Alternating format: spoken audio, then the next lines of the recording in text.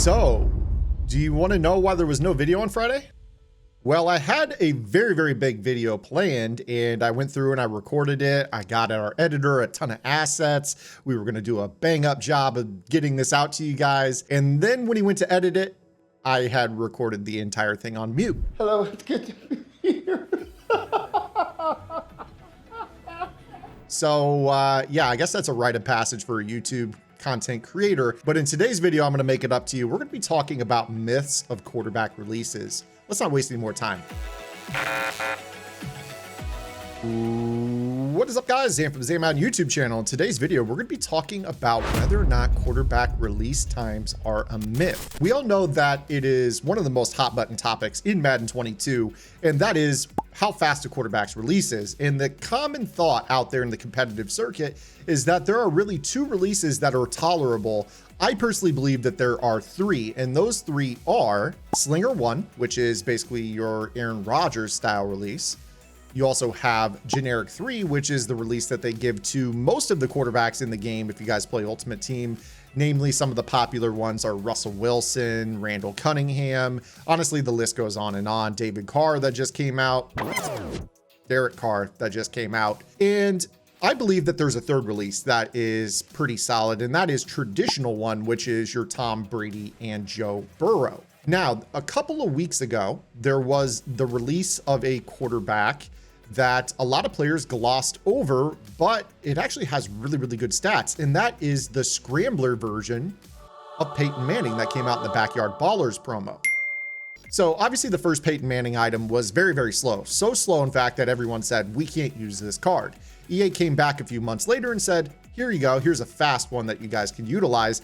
And everyone is kind of like, okay, well, his release still stinks, so we're not going to use it. Now, I want you guys to listen to a little bit of a blurb from Good Morning Madden last week, in which RG had this to say about a future release of a quarterback that came out last week, Russell Wilson. So good abilities right there on Russ, and Russ's release is not bad. Russ has like one of those custom release. It's not Aaron Rodgers. Russ has like one of those custom release. It's not Aaron Rodgers. Now, I'm not doing this to get anybody in trouble or do the tinfoil hat thing, even though I'm kind of good at the whole tinfoil hat thing. That whole custom release thing started making me wonder, because I had seen a post by Mazomatic on Twitter that mentioned that he was a big fan of Russell Wilson and that his release felt different shortly after he was released. And then, you know, that kind of coincides with RG saying custom releases. Well, Generic 3 is given to everybody. Is that really a custom release? What's going on there? Just kind of throwing a little bit of a wrench into the common thoughts that are out there. I want to talk about Peyton Manning. Peyton Manning is a card that came out and everybody just glossed over it, as I mentioned, because he's got the worst release in the game. If you go over to mutt.gg or you look at any of the data on throwing releases, that Traditional 5 is pretty widely known as the worst release in the game. But I got a DM from my good buddy Colt45, and he was like, hey, Zan, you know, you got to check out this card because there's no way that his release time is anything close to what the chart says for the releases. So I went ahead and I got him. He was dirt cheap, a little bit over $250,000 at the time that I bought him. You compare that to some of the other top quarterbacks in the game, you know, you could definitely spend more than that on a QB in this game. But when I started using him, I noticed like, man, there's no way that his release is 1.458 seconds. That's what she said. You know, I played a couple games on stream with him, and the people in the chat that were watching were like, yeah, there's no way that that is true. And I started to hand time it. And I was like, okay, well, I'm coming up with about 0.45 to 0.65 seconds on most of my throws that I was making. In fact, you can kind of tell when you play this game that that is simply not true. So what I'm done here is I have gone in and I've edited Tom Brady's release. And I've changed it to Traditional 5, which is, again, widely considered to be the worst release in the game. And I'm just going to come out here and I'm going to throw just random passes all over the field. And because Jimmy, our editor here on the channel, has video editing software, and this is recorded in 60 frames per second,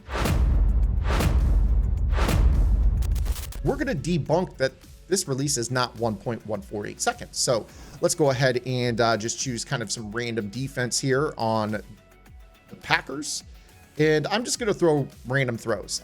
You know, I'm just going to put everybody on kind of deeper routes down the middle. And we're just going to go in and figure out exactly how long these throws are or how long they take.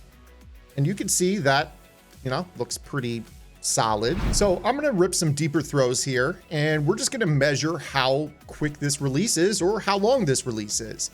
And I think what you guys are going to kind of notice here is that this is a pretty fast release. It's certainly not 1.148 seconds when we throw that. So with the ball right here spotted on, give or take the, 35-yard line, we throw this ball, the ball's caught about 25 yards downfield. So probably not considered the deepest throw possible. So let's let these guys go about as far downfield as we would consider throwing the ball and see truly how long this release is.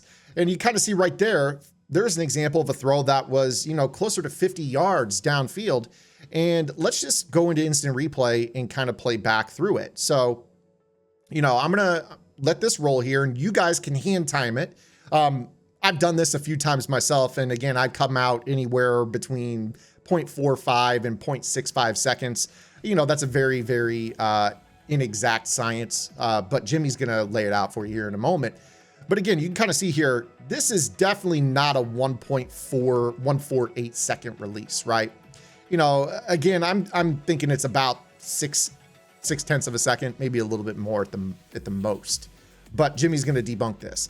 And the way that we're going to do this here is we're going to have Jimmy basically take this, and at the point in which Tom Brady's throwing animation begins, that is when we are going to start basically counting the number of frames his release is and dividing that over 60 to determine how many seconds that particular animation takes.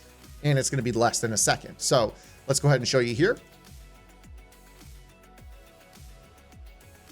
So very clearly you can tell that this release is not 1.148 seconds. And I think that Peyton Manning gets a bad rep because everybody believes the chart that has been given to us on some of the databases. Now, that's not to put out MuttGG or any of the old database info that we've gotten.